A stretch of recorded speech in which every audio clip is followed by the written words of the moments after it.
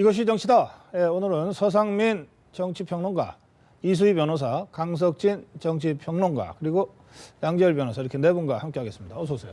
안녕하십니까. 예, 정치권이 총선 후에도 여러 가지로 좀 혼란스럽습니다.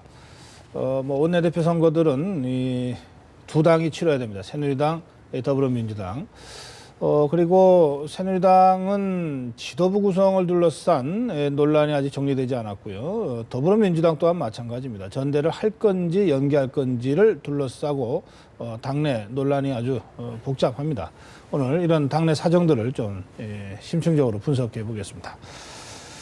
네, 먼저 새누리당 상황인데요. 지금 5월 3일 원내대표를 뽑는 경선이 예고되어 있습니다. 그리고 이 출마 선언을 한 후보들이 속속 나오고 있습니다. 뭐 유기준 의원, 김재경 의원이 출마 선언을 한 상태고, 오늘은 이 출마가 뭐 확실시되는 나경원, 정진석 이 두 사람을 원유철 원내대표가 만나서 합의 추대를 논의를 했는데 뭐 결론은 내지 못한 상태라고 합니다. 자, 원내대표에게부터 조금 짚어보겠습니다. 첫 번째 질문 드립니다. 유기준 의원 친박계의 만류, 최경환 의원의 만류에도 불구하고 출마 강행을 했습니다. 강행을 하면서 한 얘기, 나를 더 이상 친박이라고 부르지 말아달라 또 이랬습니다. 그러다가 오늘은 친박을 부인하는 것은 전혀 아니다 또 이랬습니다. 그런가 하면 최경환 의원은 어제 유기준 의원은 친박 단일 후보가 아니다. 이게 선거 때도 진박이냐 뭐 친박이냐 이래가지고서 어려움을 자초했는데 선거 후에도 여전히 친박이냐 아니냐 갖고 지금 논란이 벌어지고 있습니다. 첫 번째 질문입니다. 자, 유기준 의원의 현재 그 속마음이 도대체 뭘까요? 친박이라고 생각하는 걸까요? 아니면 탈박했다고 생각하는 걸까요? 좀 써주십시오. 5글자로 한번 써주시겠습니까? 유기준 의원은 박근혜 정부에서 얼마 전까지 해수부 장관을 지냈습니다. 그리고 부산 지역의 사선 의원이고 친박 핵심 인사로 그동안 활동해 왔습니다. 그런데 원내대표 선거를 강행하면서 이 자신의 정치적 정체성과 관련된 논란을 지금 불러일으킨 셈이 됐습니다. 나도 좀 살자, 여전히 친박, 달콤한 친유, 그래도 친박. 그래도 친박? 네. 예. 뭐 말이 오락가락하기는 했지만 네. 본심은 나 친박이다. 친박들이여 나를 좀 찍어달라. 이렇게 그렇습니까? 이야기하고 있는 거 아닌가 보이고요. 예. 네. 달콤한 친유는 뭡니까? 이제 친유를 좀 생각할 때도 됐다는 거죠. 친유가 마음속에서 본인이 유기준? 출신은 난 또 유승민인 친박이지만 줄 알고. 출신은 친박이지만 나도 이제 좀 나설 때가 되지 않았을까라는 거죠. 예. 그래요? 여전히 친박? 예, 그러니까 이제 정치에서 내일은 없다라는 거는 이제 뭐 원내대표를 할 만한 선수라고 생각을 할 거고, 부산에서 삼선 의원이기 때문에 뭐 다음에 어떻게 공천이 될지 어쩔지 이런 상황에서 마지막 기회라고 저는 생각할 수 있을 것 같습니다. 네. 근데 이 유기준 의원이 한 말은 개파에 기대지 않겠다라고 얘기를 한 거기 때문에 여전히 본인은 친박이라고 생각을 할 거라고 생각합니다. 친박인데 그러나 개파를 넘어서고 싶다. 예. 나도 좀 살자. 네. 김종인 비대위원장의 말을 좀 인용을 하면 일관성이 밥 먹여주냐 김종인 대표가 그런 얘기했습니까? 이런 얘기를 했습니다. 그래서 지금 유기준 의원 같은 경우에는 친박이었다 아니었다 하는 얘기가 나오는 것은 네. 이후에 그러니까 이 국면 이후에 자기 정치를 위해서 왔다 갔다 하는 것이 아니냐. 그래서 자기도 좀 살고 그다음에 새누리당이 지금 TK 중심의 당인데 PK로 좀 가져와야 되겠다 이런 생각을 하고 있는 거 아니냐 이렇게 보이. 알겠습니다. 대체로 뭐 그래도 친박이다. 뭐 이런 해석이신 것 같은데, 그러나 나도 좀 살자. 일관성이 밥 먹여주냐. 이 참 그러네요. 자, 두 번째 질문이요. 총선 후에 더 이상 친박이다 비박이다 하면은 진짜 다 죽는다 뭐 이런 분위기가 새누리당 내부에 있습니다. 그건 뭐 더불어민주당도 마찬가지죠. 친노냐 비노냐 뭐 친문이냐 이래가지고서 탈당의 이 분당 사태까지 겪으면서 위기를 넘어서 왔는데 어느 당이나 그래서 개파 청산이라고 하는 과제 이거 갖고 있는 것 같습니다. 두 번째 질문 드립니다. 새누리당 원내대표 경선이 끝나면 개파 청산 될 건가? 될 거라고 생각하시면 O를 들어주시고 무슨 소리냐? 개파가 그렇게 쉽게 청산될 거냐? X를 들어주세요. 네 분 다 X죠? 안 된다고 보는 거죠? 왜 이렇게 보십니까, 서장희 박사? 이게 말입니다. 네, 들고 계세요. 예. 예전에 이재호 의원이 친이라고 하는 네임밸류가 한번 붙으니까 네. 이게 지금까지도 지금 이어있지 않습니까? 네. 그런데 자기가 친박이냐 친윤자 하는 걸 규정하기보다는 그 시기, 그 시절에 자기가 뭘 혜택을 받았고 어떤 것을 했느냐 하는 것들이 중요한 것 같습니다. 네. 그렇다고 해서 유기준 의원이 친박이 아니라고 하든 아니면 개파를 청산했다고 하든 간에 이것은 이미 지나온 과거 자체가 친박이었음을 증명하는 것이기 때문에 네. 그걸 뭐 한두 마디 말로 청산될 개파가 아니다. 아니다. 예. 아니, 저는 일종의 개인의 삶도 그렇고 조직이라는 것도 그렇고 이거 물줄기 같은 건데 이게 흘러가다가 방향을 틀 수는 있을지 모르고 네. 이렇게 모일 수는 있을지 몰라도 그 물줄기가 갑자기 공간 이동을 해서 다른 각으로 건너갈 수는 없지 않습니까? 그래요. 이 개파가 이렇게 쉽게 없어지는 거 아닌 것 같아요. 뭐 더불어민주당 사정을 봐도 그렇죠. 네, 알겠습니다. 내려주십시오. 네 분 다 이 개파 청산 쉽지 않다고 지금 답변하셨습니다. 그런데 개파 청산이 쉽지 않다는 현실론의 동시에 그렇다고 해서 친박이 예전과 같이 그 위세를 떨치는 친박으로 계속 남아있을 것 같지도 않다. 뭐 이런 얘기도 있습니다. 서서히 해체 수순을 밟고 있는 것 아니냐. 뭐 이런 분석까지 지금 나오고 있는 상태인데요. 친박계의 지금 현 상황이 어떤 것 같습니까? 사자성어로 이번에 한번 풀이해 주시겠습니까? 어쨌든 새누리당은 집권당이고 여당입니다. 대통령을 배출한 여당이고 여당에서 친박계는 주류입니다. 그런데 박근혜 대통령도 레임덕이 시작됐다는 얘기도 있고 당연히 이번 총선의 참패의 결과 친박계의 결속력도 많이 지금 이완되고 있습니다. 그런 상태에서 친박계의 현 상황을 어떻게 보시는지 질문 드렸습니다. 영고성쇠, 신성낙락, 면종복배, 세태염량. 야, 이 좀 어려운 단어. 신성낙락부터 가겠습니다. 무슨 뜻입니까? 이게 새벽 하늘에 별이 드문드문 있다 그런 말인데 예. 점점 이제 친한 친구들이 이렇게 흩어져가는 현상이죠. 예, 지금 친박들이 이런 상황이 아닌가. 예. 지금 그나마 이렇게 지금 뭉쳐져 있을 수 있는 거는 미래 권력이 아직 눈에 보이지 않아서 그런데 네. 미래 권력까지 보이면 더 가속화되지 않을까 그렇게 생각이 됩니다. 새벽 하늘에 별이 드문드문 보이다가 날이 밝으면서 그조차도 희미해지는데 네, 그렇습니다. 그 상황을 지금 말씀해 주셨습니다. 이 말씀 듣다 보니까 강석진 평론가나 저나 이 76학번 네. 이 베이비 부모 세대들인데 친구들이 진짜 드문드문 자꾸 사라져가요. 이 신성낙락의 신세 같습니다. 그렇군요. 네. 자, 이수희 변호사. 네, 이건 면종복배.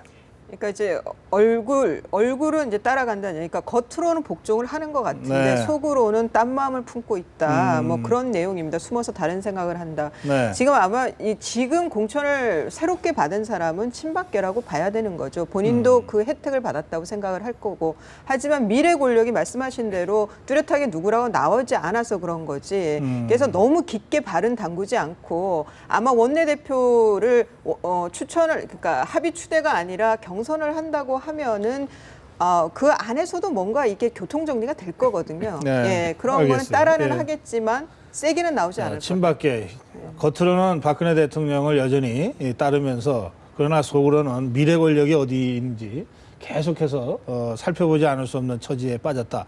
이런 뜻도 되는 거네요. 네, 그렇죠. 알겠습니다. 자, 영고성쇠. 뭐 돌고 도는 세상사라는 거고 지금 초여름 접어들고 있어서 무성해지겠지만 이것도 저물었다가 다시 그 자리에서 또 피어나지 않겠습니까? 그래서 아까 말씀드린 것처럼 개파를 구성하고 있는 본질은 달라지지 않을지 몰라도 이게 어떤 식으로 또 꽃을 피울지는 모르는 거죠. 자연의 이치다. 예. 그 친박계가 이제 가을로 접어들고 있다. 그 자연의 이치라고 하면 이게 거의 뭐 다 예상 가능한 거 아닙니까? 그런데 왜들 그거를 그 한 치 앞을 보지 못할까요? 저항하는 것도 자연의 이치죠. 아, 저항하는 것도. 저항하는 것도. 알겠어요. 세태 염량. 예. 예, 권세가 있을 때는 불이 확 붙듯이 그냥 적극적이었다가 네네. 권세가 없어지면은 그냥 차가워지는 그런 세태를 의미하는 건데요. 네. 권세가 있었을 때는 누님, 형님, 동생 하면서 그렇게 뭐 친한 척하고 이렇게 붙어 있다가 이제 그게 무너지는 기분이 느껴지니까 차가워지는 마음들이 아니겠느냐 이렇게 봅니다. 그래요. 그저 우리말에도 그런 거 있어요. 예, 재상치 개가 죽으면 문전성시인데 재상이 죽으면 뭐 썰렁하다는 거 아닙니까? 그 임명진 목사가 얼마 전에 그 말도 하셨죠. 그 많은 친박 의리 지키는지 좀 보자. 그래요. 그거 참 지켜봐야 되겠네요. 예. 자, 내려주십시오. 하여튼 뭐 제가 질문을 드립니다. 그리고 이 전문가들께서 답변을 하시는데 좀 씁쓸합니다. 예. 이게 세상사인지. 예. 그래요. 제가 모두에도 말씀드렸습니다만 이렇게 되니까 이번 총선 후 전국을 수습하는 첫 번째 수순이 새누리당 입장에서는 5월 3일 있을 원내대표 경선이 됐습니다. 그런데 여기에 뭐 친박이냐 친이냐 나는 뭐 탈박이다 뭐다 뭐 이런 식의 개파간 구도를 둘러싼 논란이 점점 커지고 있어서 이러다가 원내대표 경선하고 나서 당이 더 어려워지는 것 아니냐 이런 걱정들을 이제 하게 됐습니다. 아마 그런 상황이라서 원유철 원내대표가 나선 것 같은데 유력한 두 후보 나경원, 정진석 두 후보를 만나서 원내대표 합의 추대 얘기를 꺼냈는데 결론을 내지는 못했다 그럽니다. 이제 선거 중에서도요. 제일 어려운 선거가 유권자가 숫자가 적은 선거라고 그럽니다. 그러니까 원내대표 선거는 유권자가 이 새누리당의 경우에는 122명의 당선인입니다. 그러니까 가장 유권자가 적기 때문에 이 방정식이 굉장히 복잡해지는 거죠. 그래서 그 과정에서 이제 여러 가지 갈등과 앙금이 만들어질 수가 있어서 어떻게든 좀 이 당선인들의 마음을 모으면 간단하게 해결될 수 있지 않냐 이렇게 해서 이제 합의 추대에 나선 건데 잘 될지는 하루 이틀 더 지켜봐야 되겠습니다. 자, 결론적으로 제가 질문 드리겠습니다. 합의 추대가 됐든 또는 경선이 됐든 어쨌든 5월 3일 날 새누리당의 새 원내지도부가 구성이 됩니다. 누가 원내대표가 되고 누가 정책의 의장으로 러닝메이트로 정책의장이 될지 좀 예측해 주십시오. 사람 이름을 두 사람을 써주십시오. 원내대표는 이 사람이고 이 원내대표와 호흡을 맞출 정책위 의장은 이 사람이 될 것이다. 이렇게 두 사람의 이름을 좀 예측을 해 주시면 좋겠습니다. 이게 경선에서 승리할 수도 있고 합의로 결론이 날 수도 있습니다. 두 가지 다 열어놓고 일단 보겠습니다. 자, 이수희 변호사, 정진석 원내대표, 김광림 정책위 의장. 사상인 박사도 똑같네요. 네. 정진석 원내대표, 김광림 정책위 의장. 정진석, 김광림. 그리고 나경원, 김광림. 정책위장은 김광림 말고는 다른 사람 없습니까? 경제통이 또 삼선 의원이고 하니. 암만 해도 지금 경제가 어렵고 계속 좀 경제 문제가 빅 이슈로 떠오를 예상이기 때문에 이 김광림 의원이 경제통이니까 정책위 의장으로서 제일 적임이다. 이런 중론이 모아지지 않을까 이미 싶습니다. 그러면 누구죠? 유기준. 유기준 의원과 러닝메이트한 이명수 의원은 어떻게 되는 겁니까? 거기는 짝을 잘못 만나서. 짝을 잘못 만나서. 알겠습니다. 김광림은 거의 합의 추대 됐네요. 지금 적어도 내부 전문가들이 보시기에는. 알겠습니다. 자, 정진석 원내대표가 3표가 나왔고 나경원 원내대표가 1표가 나왔습니다. 자, 정진석부터 듣겠습니다. 그 나경원 의원도 장점이 많은 분이기는 한데 그래도 정진석 의원이 개파색이 옅으면서도 좀 범친박계 들어가 있다는 점이 우선에 하나 꼽히고 그다음에 충청권 주자인 점 그리고 지금 박지원 의원을 상대를 해야 되지 않습니까? 그 점에 있어서 무게감이나 이런 게 꼭 꼬집어서 얘기할 수는 없지만 인상으로서는 꽤 무게감을 주지 않나. 나경원. 저는 이제 범친박이 아니라는 점에서 나경원 의원을 생각을 한 겁니다. 오히려 대표 쪽은 여전히 친박 쪽에서 놓지 않으려 할 것이라는 생각이 들어서 그렇다면 합의 추대를 원내대표를 특히 원유철 원내대표가 한다면 나경원 의원 쪽으로 몰아가지 않을까 하는 생각을 좀 해봤습니다. 정진석.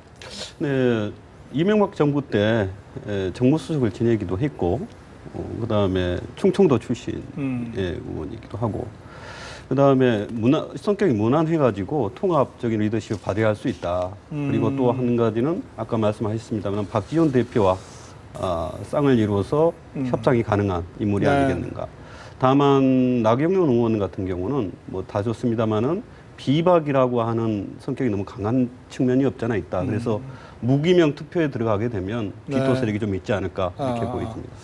하긴 뭐 정진석 의원이 정무수석을 지내면서 네. 이 청와대와 당의 이 가교 역할도 한 경험이 있어서 이제 박근혜 대통령 입장에서도 그런 그 역할을 했던 경험 이런 것들을 친박 쪽에서 좀 높게 살 수도 있겠네요. 네, 그렇습니다. 자, 정진석. 네, 말씀하신 대로 앞분들 말씀하신 거 다 동의하고 저는 무엇보다도 충청권이라는 거에서도 더 가점을 받을 수 있을 거라고 생각하고 네. 개파를 초월할 수 있다, 개파를 아우를 수 있는 그 인물이라는 면에서는 예, 또 많은 분들이 지지를 받을 것 같습니다. 알겠습니다. 자, 내려주십시오. 이게 5월 3일 날 이제 원내대표 선거가 끝나면 이제 그 원유철 대표 권한대행은 물러납니다. 원내대표에서도 물러나고 권한대행에서도 물러나고 이제 새 원내사령탑이 뭐 대표 권한대행을 맡든지 또는 비대위원장을 맡든지 하는 식으로 해서 이제 새누리당을 꾸려갈 텐데 근데 이 비대위원장과 관련해서 7월로 예정돼 있는 전대를 관리하는 단순한 실무관리형 비대위원장이어야 한다는 주장과 애초에는 그런 주장이 다수였습니다. 근데 점점 시간이 가면서 지금 그렇게 한가한 때냐? 당이 비상 상황인데 이 비상한 상황을 타개하고 당을 혁신할 혁신형 비대위를 구성해야 된다. 무슨 7월 달에 전대 얼마든지 그 조정하면 되는 거지. 다른 당 봐라. 이겼는데도 조정하지 않느냐. 뭐 이런 얘기입니다. 질문 먼저 드리겠습니다. 실무형 비대위로 가야 된다고 생각하시면 O를 들어주시고 혁신형 비대위로 가야 된다고 생각하시면 X를 들어주세요. 실무형 비대위입니까? 혁신형입니까? 저는 실무형. 자, 실무형부터 듣겠습니다. 그러니까 전대가 지금 예상돼 있는 거는 6월 달입니다. 그때까지 그 관리형으로 그 전당대회가 어느 개파에 치우치지 않도록 잘 운영되도록만 하면 되는 비대위원장. 그러니까 2개월짜리 비대위원장이 2개월 동안 혁신을 한다는 게 그 물리적으로도 어렵고 그냥 잘 관리를 해서 전당대회가 공평 정대하게 이루어지도록 하는 게 저는 그것은 우선일 6월 전대를 전제했을 때 실무형이다 이런 말씀이죠? 예, 선생님 저는 말씀. 전대 연기를 상정했었을 때 혁신형이 좋다. 왜냐 그러면은 지금 바로 전대를 실시했을 경우에는 비박 친박 간의 생사를 건 싸움이 불가피하다. 또 한 번 벌어지겠죠. 예. 그렇게 될 경우에는 당이 그야말로 풍비박산될 가능성이 높다. 그래서 혁신 비대위를 꾸려가지고 당을 어느 정도 안돈시킨 다음에 전당대회를 통해서 당대표를 그러니까 전대는 연기해도 됐다. 네, 그렇습니다. 그런 말씀이죠? 네. 예. 예, 저도 뭐 비슷한 의견인데요. 전대 시기가 우선순위가 아니라 혁신이 우선순위라고 생각을 하고요. 그러기 위해서는 어디가 환부인지 무엇을 고쳐야 되는지 그리고 국민의 소리 가운데 무엇을 놓쳤는지를 들을 수 있는 귀를 가진 분이 당을 이끌어야 알겠습니다. 된다고 생각합니다. 혁신 정도를 걸고 나오지 않는다면 관리도 저는 안 될 상황이라고 봅니다. 그러니까 관리형을 도입을 했다가는 관리가 아예 안 되고 깨질 정도가 될 것이기 때문에 혁신이 안 되더라도 혁신형을 도입을 해야 된다. 알겠습니다.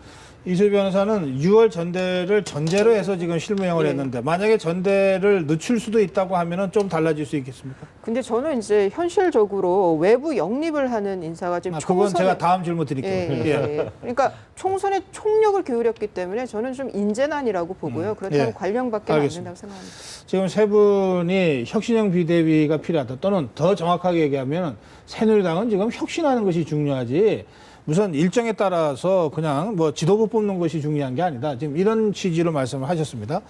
그래서 당 혁신을 추진할 비대위 또는 뭐 지도부가 구성되더라도 아마 혁신위는 따로 구성돼야 될지도 모르죠. 예, 그런 의미에서 당 혁신과 당 혁신을 그 책임지고 이끌 비대위원장이라고 하는 자리를 지금은 없습니다만 상정해놓고 이 경우에 이 혁신을 이끌 비대위원장으로 적임자가 누구냐? 이게 좀 더 뭐 여러 사람 이름이 나왔습니다. 김황식 총리, 뭐 하나갑 총재, 임명진 목사, 뭐 이렇게 여러 사람이 나왔는데 그중 한 사람만 좀 추천하신다면 누구를 추천하시겠습니까? 써주십시오. 예. 김황식 총리가 나왔고 김형호 전 국회의장 얘기가 나왔고요. 임명진 목사, 임명진 정실련 대표가 나왔습니다. 그다음에 지금 예, 두 사람 쓰시겠습니까?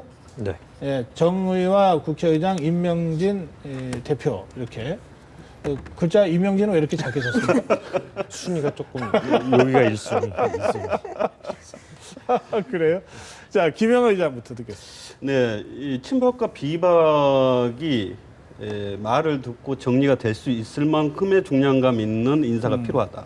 그리고 당에 대한 애착과 당의 사장을 잘 아시는 분이 필요하다. 그런 의미에서 본다면 국회의장을 지내셨던 김영호 전 예, 의장이 전 의장이 적합하다. 임명진 대표. 저는 어느 개파든 하여간 혜택을 받았던 분이 영입에 들어온다면 한계가 있을 거다. 그런 면에서는 당하고 거리가 있었던 분이 차라리 더 낫다. 그리고 혁신에 대해서 많은 말씀을 해왔던 분에게 한번 좀 맡겨보는 것도 살짝 불안한 면도 있지만 그래도 그 혁신이라고 하면 한번 시도해 볼 만하다 생각이 듭니다. 뭐 어느 점이 불안하세요? 당을 좀 모른다는데. 그리고 현실 정치는 이게 또 이런 그 훈수 드는 직업 거하고는 좀 다르니까요. 정치인보다도 당을 더 잘 아는 것 같던데요. 예, 근데 2년간 윤리위원장을 했다는 건 간단한 얘기가 아닙니다. 예, 그렇긴 하죠. 개개인을 다 잘한다는 뜻도 됩니다. 예, 김황식 총리. 지난주에는 저도 임명진 대표를 아마 꼽았던 것으로 제가 네. 기억을 하는데 그 사이에 이제 언론에 인터뷰하고 이럴 때 보니까 그렇게 크게 마음이 있으신 것 같지는 않아 보이셔서더라고요. 저는 또 그걸 물어보셨어요? 아니 그거 본인이 말씀하시는데 저는 그런 인상을 좀 들어서 김황식 전 총리 같은 정도면 그래도 무난하지 않을까. 그리고 김황식 전 총리를 계속해서 영입한다는 얘기도 끊임없이 나왔었고 김 전 총리도 본인은 타이밍을 항상 재고 있었는데 지금의 새누리당의 상황 정도에서 이렇게 모셔온다고 하면 본인도 받아들이지 않을까 하는 생각도 좀 들었어요. 김황식 총리 추대가 나왔을 때 김황식 총리 쪽에서 뭐 제안이 온다면 검토해 볼 수 있다 이런 정도의 다소 적극적인 반응이 나왔습니다. 지금까지보다는 조금 그런 것 같더라고요. 그래요? 예, 정의와 의장과 임명진 대표. 이 말년병장이신데 19대 국회 지금 이제 국회의장 조금 있으면 이제 물러나지 않습니까? 옛날 같으면 말년변장은 다 집에서 쉬었는데. 그 시간상으로 이렇게 잘 매끄럽게 넘어갈 수 있는지는 저도 잘 모르겠습니다만 이 정의화 의장이 그동안 보여준 균형 감각이나 중량감, 그다음에 당 사정을 좀 잘 알고 있다는 점 이런 점들을 두루 고려하면 저는 굉장히 적임자 아닌가 그렇게 생각이 되고요. 임명진 목사님에 대해서는 아까 말씀 주신 거하고 비슷한 이유로 괜찮은 카드다 이렇게 생각을 합니다. 알겠습니다. 예. 사람보다 우선 혁신 비대위로 갈 건지 아니면 실무형 비대위를 꾸려서 언론 전당대회를 할 것인지부터 새누리당이 좀 결정을 해야 되겠는데요. 대체로는 혁신이 먼저 중요하지 않느냐 이런 의견들인 것 같습니다. 오늘 전문가들의 의견을 보자면 말이죠. 이 문제도 뭐 짧게 좀 짚어보겠습니다. 좀 자료가 준비됐을 텐데요. 그 대권 주자, 차기 정치 지도자 선호도군요. 차기 정치 지도자. 뭐 대통령 후보 감이라고 생각하시고 보셔도 됩니다. 안철수 21%입니다. 문재인 17, 오세훈 7, 박원순 6, 유승민 4고, 김무성이 3. 이렇게 보이시죠? 예. 김무성 전 대표의 이 추락. 뭐 저렇게까지 사람이 추락할 수 있나 싶을 정도입니다. 박지원 원내대표가 딱 했는지 이렇게 그 덕담을 해줬습니다. 김무성 대표가 뭐 국회의원 한 번 더 하자고 하는 건 아니지 않겠는가. 새누리당 후보가 돼서 대통령이 한 번 되겠다고 했는데 한번 잘해보자. 이 제3당 원내대표로부터 이런 덕담을 들었습니다. 김무성 전 대표의 현 처지, 심정. 이거 내자성어로 한번 써주십시오. 사자성어로. 김무성의 현 심정, 사자성어로 써주십시오. 참, 국민이 무섭다는 생각을 다시 하게 되는데요. 김무성 대표가 이 대권주자 1위였던 때가 불과 몇 달 전입니다. 그리고 집권당 160석 가까운 집권당을 이끈 이 대표였습니다. 근데 지금 이 3%대로 추락했습니다. 지금의 심정, 구곡간장, 도원결의, 암중모색, 고립무원, 객창한 등 무슨 소리인지 좀 썰렁하네요. 좀 썰렁하고 예, 객창한 등 예. 객창에 비치는 쓸쓸한 등불처럼 지금 외로운 신세다 뭐 이런 뜻인데 이 참 김무성 대표께 좀 뭐 어떻게 민망한 얘기가 될지 모르겠습니다만. 이야기가 될지 예. 모르지만 김무성 대표는 지금 다시 부양할 좋은 카드가 현재 눈에 별로 현재로서는 안 보인다는 별로 안 보인다. 점에서 아. 예, 그런 점에서 더더욱 좀 외롭고 쓸쓸하다 이렇게. 객창한 등 예. 고립무원 옥새 들고 뛰었을 때 상당히 많은 사람들이 열광을 했었거든요. 예. 제가 알기로. 네. 근데 그 열광했던 사람들이 다 야당 지지자들이었고 어허. 그러고 그 모습을 보고 여당 지지자들은 등을 돌려버렸고 아하. 야당 지지자들이 끝까지 김무성 대표를 지지하진 않지 않습니까? 이제 문재인 대표나 이제 안철수로 이미 가버리니까, 돌아갔어요. 이미 예. 가버리니까 네. 그러니까 이제 남은 데가 없어져 버린 거죠. 네, 참 외로우실 것 같습니다. 예. 사실. 손 털고 돌아섰어요. 그게 김무성 경우도 그렇고 유승민 경우도 좀 그런 비슷한 좀 모호한 측면이- 예, 그런 상황이 약간 기미가 보이고 있습니다. 사실. 네, 그렇죠. 예. 예, 그래서 이 조사는 잘 봐야 된다. 이런 이 여론조사계의 이 격언을 다시 한번 생각하게 합니다. 숫자만 믿었다가 큰일 나는 것 같습니다. 도원결의. 네, 저는 이제 그 옥새 파동에 대해서 야당 지지자만 그래도 김무성 전 대표에 대해서 각인됐다고 생각하지는 않고요. 그 국민의 새누리당 전통 지지자지만 국민의당으로 그 비례대표 투표를 한 교차 투표를 한 그 사람들은 그래도 막판에 옥새 파동에 대해서 앞에 이항구 뭐 공관위원장이랑 네. 기타 막 이런 파동을 있었기 때문에 그래도 좀 할만했다라고 좀 지지를 한다고 생각을 하고 네. 그리고 지금 이제 도원결이라고 말씀을 드린 거는 뭔가 이 판에서는 대통령이 어느 당이고 지금 확신을 할 수가 없는 상황이라 의원 내각제 개헌이 저는 분명히 이슈화 될 거라고 생각을 합니다. 그 뜻을 같이 할 만한 사람들을 어느 당에서고 대통령의 뜻이 있든 한 번은 지도자가 되고 싶어하는 사람들은 도원결의의 꿈을 갖고 있지 않을까 생각이 듭니다. 그래요? 대통령이 엊그저께 개헌 없다고 그랬는데 이수미 변호사는 네. 그럼에도 불구하고 모색을 할 거라고 생각이 새에 듭니다. 밀려서 개헌이라는 흐름이 만들어질 수 있다. 그 경우에 훗날을 도모하는 도원결의와 같은 움직임이 지금 암중 모색되고 있을 수 있다. 이런 얘기죠? 예. 예, 뭐 하여튼 알겠습니다. 언론에서 다들 옥새 파동이라고 그랬는데 저는 그 도장 파동이라고 늘 제가 불렀습니다. 옥새라는 말을 함부로 쓰는 건 아니다. 저는 그렇게 생각합니다. 그리고 우리는 지금 그렇죠. 지금 우리나라 대한민국 그 도장, 국가 도장도 옥새라고 하지 않고 국새라고 합니까? 그렇습니다. 자, 국업간장. 이게 시름이 깊어져가지고 한이 서린다 이런 꿈은 이렇게 높은데 대통령이란 꿈은 이렇게 높은데 현실은 3%란 말입니다. 네.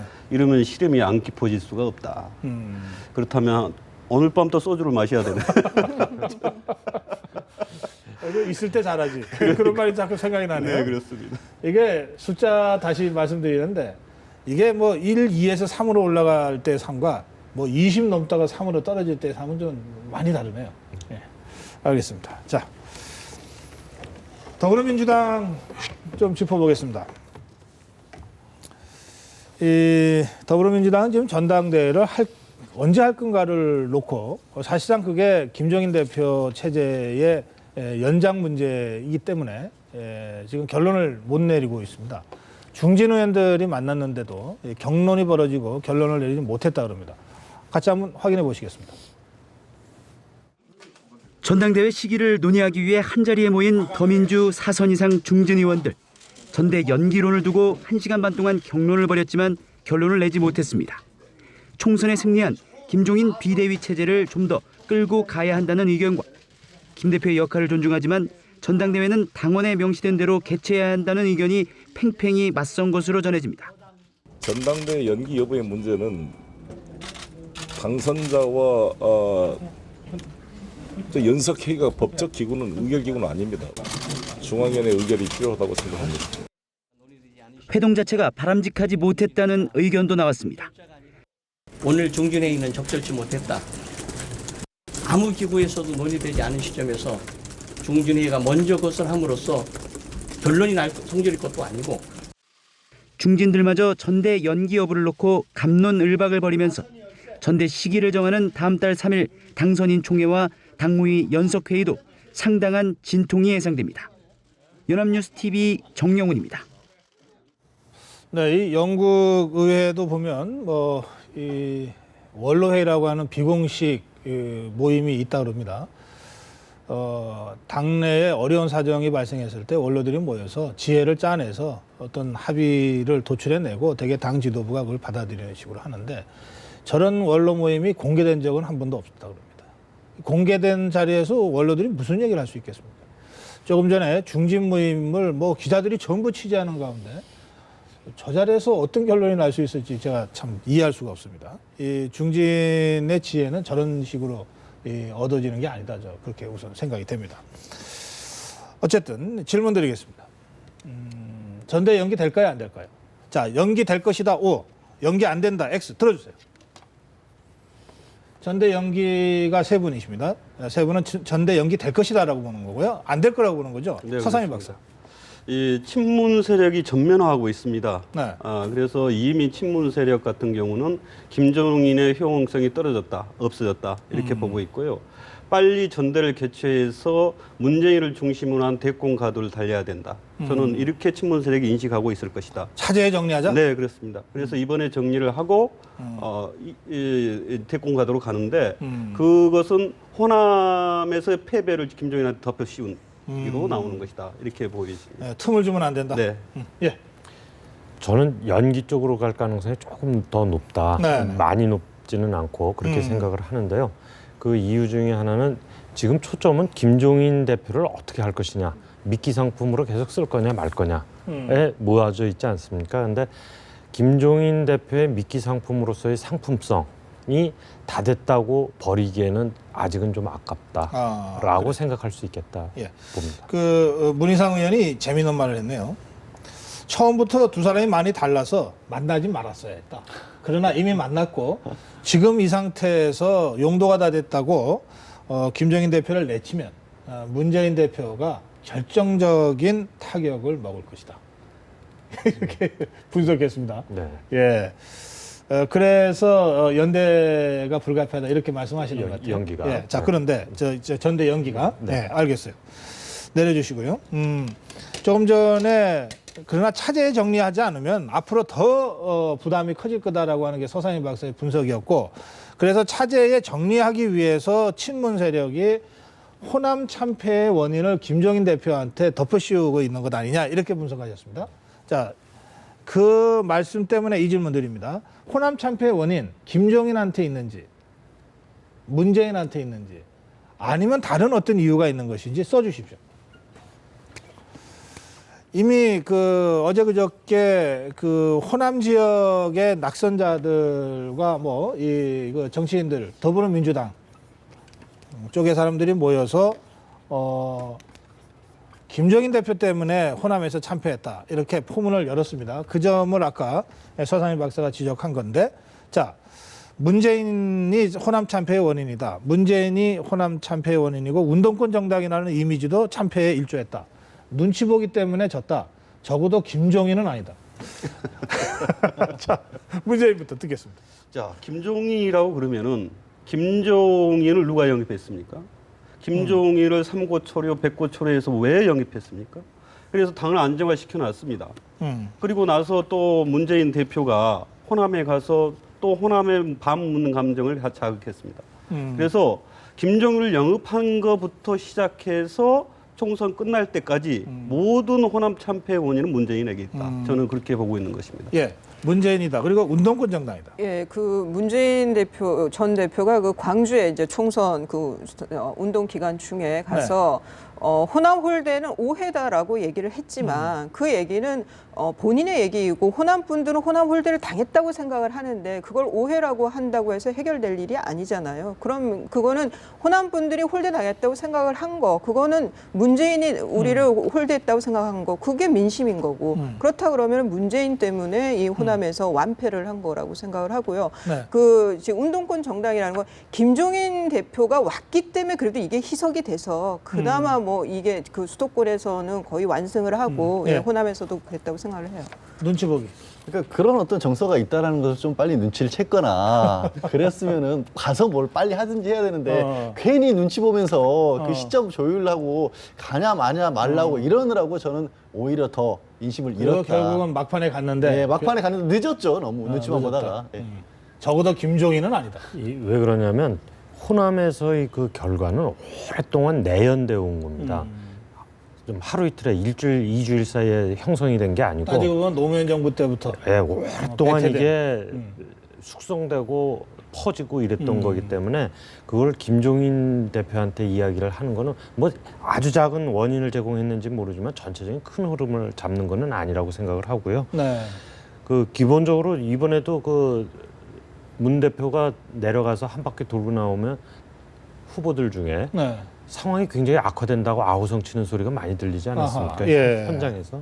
그런 점에서 저는 이렇게 말씀드리고 싶습니다. 알겠습니다. 자, 그런데도 아까 서상희 박사의 예측대로 전대가 강행된다면, 연기되지 않고 강행된다면 이제 김종인 대표는 나는 뭐 이 나이에 내가 전대 나가랴 이렇게 얘기를 해놓은 게 있어서 그러면 뭐 사실상 뭐 이 팽당한 수순으로 갈 수도 있고 또는 지난번에 그 비례대표 파동 때 보면 뭐 정말 벼랑 끝 전술을 써서라도 밀어붙여서 뭐 이렇게 항복을 받아내기도 하고 또 그러더라고요. 그래서 이렇게 질문드립니다.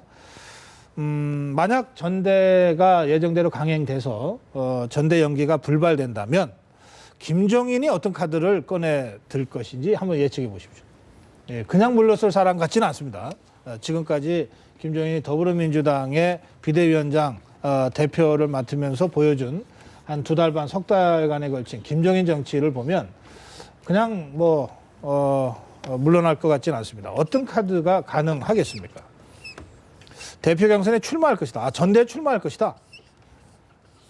잠적. 그다음에 퇴근. 그리고 저는 나갈 거라고 그래도 다음 생각합니다. 기회를. 예. 그래도 다음 기회를. 자, 퇴근이 뭡니까? 그만두겠다라고 가실 것 같다라는 거죠. 근데 물러선다는 의미가 아니라요. 퇴근이라고 하는 출근을 전제한 겁니다, 사실은. 그러니까 아예 사표가 아니라 그냥 멈춰놓고 그냥 빠져버리는 형태인 거죠. 나 모시러 다시 찾아오든지 지난번과 거의 비슷한 구도를 이끌어내지 않으실까라는 거죠. 근데 안 찾아가면요? 안 찾아가면 사퇴해야죠. 뭐 별 수 있겠습니까? 그 대신에 비례대표 활동을 계속하고. 비례대표도 아마 그만두실 거라고 저는 생각합니다. 아, 그래요? 완전히 그러면 이제 그런 정도까지 보여주실 거다. 그러면 이제 완전히 팽당하게 되는 거네요? 그러면 문희상 의원의 예측이 맞아 들어갈 거라고 저는 봅니다. 그럴 경우에 네. 문희상 의원의 예측대로 될 것이다. 잠적. 저는 지금 김종인 대표가 탈당을 하거나 그러진 못할 걸로 생각을 하고요. 네. 당분간 예우 조건이 맞는 예우가 올 때까지 좀 잠적을 하지 않을까. 네. 요새 이거 정치권에서 유행 아닙니까? 잠적이? 잠적. 누구 손학규 대표 얘기하는 겁니까? 아니 주승용 의원도 그러고 뭐 그래요? 네, 여러 사람 있었습니다. 그래도 다음 기회를. 여기 지금 이제 더민주당의 그 특징이 대표 최고위원을 따로 뽑고 최고위원을 따로 뽑아요. 그래서 대표가 뭔 어떤 책임을 져야 될 정치적 책임을 져야 할 경우에 대표가 빠지면은 뭐 그런 상황이 공석이 날 상황도 있는 네, 거고. 그러니까 다음 기회가 뭡니까? 그러니까 아마 저는 그 비례대표가 있기 때문에 뭐 탈당을 한다든가 이러지는 비례대표는 않고 유지하고 예 그리고 상황이 될 만한 어떤 새로운 그냥 물러날 것이다. 그러니까 상황이라는 게 왜 대표가 있지만 그 대표를 조금 더 컨트롤할 수 있는 그런 자리 말씀하신 대로 더 예우를 받는 상황의 자리. 그런 예우를 받는 그런 기회를 반드시 쟁취해낼 거라고 생각합니다. 그래요? 그거는 주는 사람 저 생각도 안 하는데 김치국도 마시는 근데 얘기 되는 거 아닌가요? 문희상 네. 그 의원 말씀대로 지금 김종인 대표를 털고 나간다는 네. 거는 문재인 대표한테는 너무 큰 그 마이너스가 될 거라고 알겠어요. 생각해요. 대표 경선에 출마할 것이다. 예, 그렇습니다. 자, 보십시오. 이 문재인 대표가 김종인 대표를 끌어들였었을 때 김종인 예. 대표 생각이 뭐였겠느냐. 이건 나의 마지막 선택이다. 내가 더불어민주당에 가서 분명히 내가 원하는 정치를 하고 끝내겠다. 이게 네. 생각이었을 겁니다. 그래, 그런데 여차저차 해서 친문 세력에 의해서 이렇게 밀려났었을 때는 네. 그래 마지막으로 내가 깨끗하게 승복할 수 있도록 전대에 나갈 것이다. 알겠습니다. 나가서 싸우겠다. 보면 이길 가능성이 있어요? 요즘 보면은 지방을 돌아다니시지 않습니까? 그것이 네. 경선 준비다. 네, 알겠습니다. 저는 그렇게 시간이 다 됐지만 제가 이 질문 마지막으로 드리겠습니다. 좀 빨리 진행할게요. 더불어민주당도 원내대표를 뽑아야 되거든요. 여러 사람의 후보가 있습니다. 이상민 의원, 우원식 의원, 우상호 의원, 민병도 의원, 노웅래 의원, 홍영표 의원, 강창일 의원, 변재일 의원, 안민석 의원 등등이 있습니다. 누가 될 것 같습니까? 한 사람 이름만 좀 써주십시오. 야, 여기 저 더불어민주당 보니까 중진 의원들도 많고 이 저 대표감들도 굉장히 많습니다. 그래서 구도가 좀 어렵게 되는데 두 사람 이름이 딱 나왔네요. 우원식, 네. 이상민. 네. 이상민 한 분만 좀 설명 짧게. 이상민 의원은 강단이 있으시고 그다음에 법사위원장을 하면서 법에 대해서 잘 통하시고 그다음에 제가 보니까 유연한 박지원을 잡을 수 있는 강단 있는 박지원의 대안카드다. 네, 우원식. 우원식 의원은 그 을지로위원회를 네. 이끌었는데 거기서 힘과 조종력을 충분히 보여줬다고 생각을 합니다. 알겠습니다. 예, 이 시간 관계상 오늘은 여기서 여러분들 말씀 드리겠습니다. 고맙습니다. 예.